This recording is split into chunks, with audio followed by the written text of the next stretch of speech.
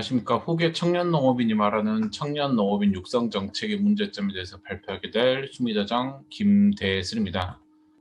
저의 발표는 개요, 문제점, 그리고 해결 방안 순으로 발표하도록 하겠습니다. 먼저 개요입니다. 요즘 들어서 우리나라는 청년에 대한 광풍이 불어오고 있는 것 같습니다. 어떤 지자체를 가든 청년 우대 정책, 청년을 위한 정책, 청년이 돌아오는 지역 등 청년을 캐치 프랜차이즈로 내세우면서 청년 정책에 대해서 많은 열과 성을 다하는 것 같습니다. 이러한 분위기 때문인지 몰라도 청년에 대한 관심이 좀 높아지고 청년 농업인들도 증가하는 추세에 이르는 것 같습니다. 이러한 청년 농업인들은 대부분 이제 창업농, 그리고 귀농 귀촌인, 그리고 후계농으로 이루어져 있는 것 같습니다. 그리고 우리나라 농업의 특징이 다수의 소농과 소수의 대농으로 이루어져 있습니다. 그래서 우리나라 후계농의 위치를 보면 대부분 부모님이 농업 기반을 물려받아서 시작을 하기 때문에 인식들이 창업농보다 좀 더 편할 것이다 라고 생각은 하지만 우리나라 농업 특징인 다수의 소농과 소수의 대농, 특히나 다수의 소농의 후계농이 많이 위치해 있기 때문에 실제적으로 기반은 물려받았긴 했지만 삶에 있어서 힘든 후계농들을 종종 볼 수가 있었습니다. 어, 특히나 이런 청년농업 육성 사업들은 대부분 신규로 진입한 농업인들에게 집중이 많이 되어 있고요. 이런 상황들은 여러 가지 문제점을 좀 이야기하고 있는 것 같습니다. 먼저 후계농업인 지원사업 경쟁구조의 심화입니다. 다수의 농업 정책들을 지원 사업들이 청착농에 초점이 좀 많이 맞추어져 있습니다. 물론 신규 청년 농업인에게는 아무것도 없는 바닥에서 시작하기에는 많은 지원이 돼가는 것들을 이해는 하고 있지만 대부분의 농업정책 지원 사업 순위 1순위가 청년 창업농이기 때문에 후계농들이 본인이 뭔가를 하고 싶은 뭔가 욕심이 있을 때 그런 사업들 지원조차 할 수 없는 상황들이 좀 많이 발생하고 있습니다. 특히나 청년 창업농의 사업의 경우 부모님은 이미 대농이기도 하고 큰 규모의 농사를 짓고 있는데도 부모의 자산 일부로 떼서 본인이 신규 창업농으로 등록을 하고 국가에 대해서 지원 사업을 좀 쉽게 받는 경우를 보면 그러나 정말 그 사업이 필요한 소규모 후계농이나 창업농에게는 돌아가지 않는 경우가 많을 좀 봤습니다. 이러한 것들은 기존 후계농인들을 상대적 박탈감과 신규 청년 농업인과의 마찰을 좀 유발할 수 있는 문제가 되지 않나 생각됩니다. 다음으로 농어촌 공사 토지 임대 문제입니다. 농어촌 공사 경우 예전부터 다양한 방법으로 농업인들에게 저렴하게 토지 임대를 해주었는데요. 요 근래 들어서 농어촌 공사 토지 임대 기준의 1순위가 청년 창업농에 국한돼 있어서 좀 많은 문제점을 야기하고 있는 것 같습니다.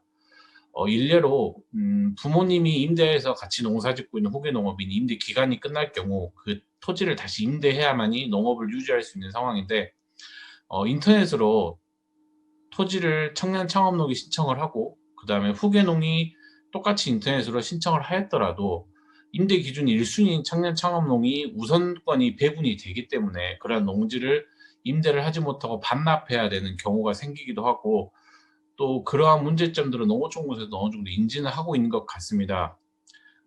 그렇기 때문에 그런 기존 후계 농업인들에게 다시 토지를 그 임대했던 토지를 다시금 뭔가 해주고 싶어서 기존에 신청했던 청년 창업농에게 전화를 걸어서 포기를 1순위를 포기해달라는 등의 이러한 문제점들을 보면서 좀 행정력이 많이 낭비되고 있지 않나 이런 생각이 듭니다.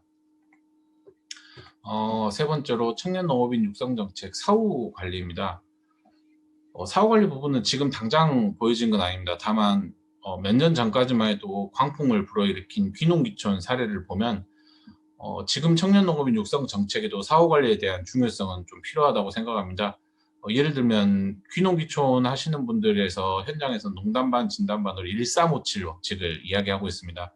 1년 차에 모든 자금을 쏟아붓고 3년 차에 빚에 좀 허덕이다가 아니면 다시 이제 도시로 상경하든가 더더욱 버티다 5년 차에 상경을 하든가 7년 이상 버티면 성공이다 라는 말이 농담 반 진담 반으로 나올 정도로 뭔가 이 시골에서 농업을 한다는 것이 굉장히 어려운 부분들이 있습니다. 특히나 이제 3년만 이상을 못 버티고 떠나는 경우 너무 많이 보여서 지원금만 받고 떠나는 현상을 되게 많이 보았습니다.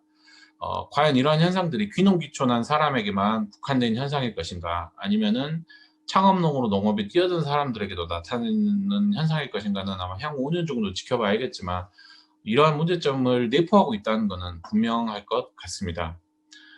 특히나 이런 청년 창업 육성 정책들이 직접적 지원이 추가되고 있다 보니까 버티지 못하고 만약에 청년 창업농이 다시금 도시로 올라가 버린다면 그런 직접 지원에 대한 혈세 낭비, 그리고 행정력을 많은 부분 낭비하는 것이 아닌가라는 생각이 듭니다.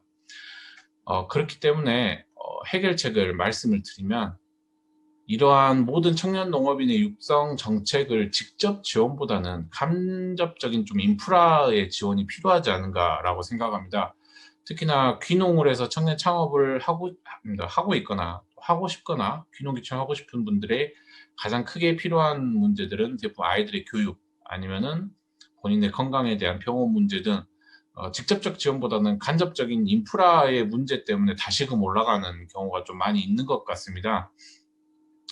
특히나 그렇기 때문에 장기적으로 농촌에서 거주하고 살 수 있는 정책들이 필요하지 않는가 생각을 합니다. 농업은 아직까지는 우리 먹거리를 책임지고 또한 미래 식량 안보에 중요한 위치를 가지고 있는 산업입니다. 이러한 농업이 발전하려면은 농업과 농촌에 더더욱 많은 인구들이 살아야 할 것이며, 또한 계속 지키고 살아야 할 청년들이 현장을 지키고 있어야 될 것입니다. 그렇기 때문에 이런 청년 농업 육성 정책이 지금 당장에 뭔가 막기식으로 직접적인 지원을 주는 것보다는 조금 더 멀리 천년대계를 바라보는 장기적인 정책들로 꾸며져야 될 것 같습니다. 이상 발표를 마치도록 하겠습니다. 감사합니다.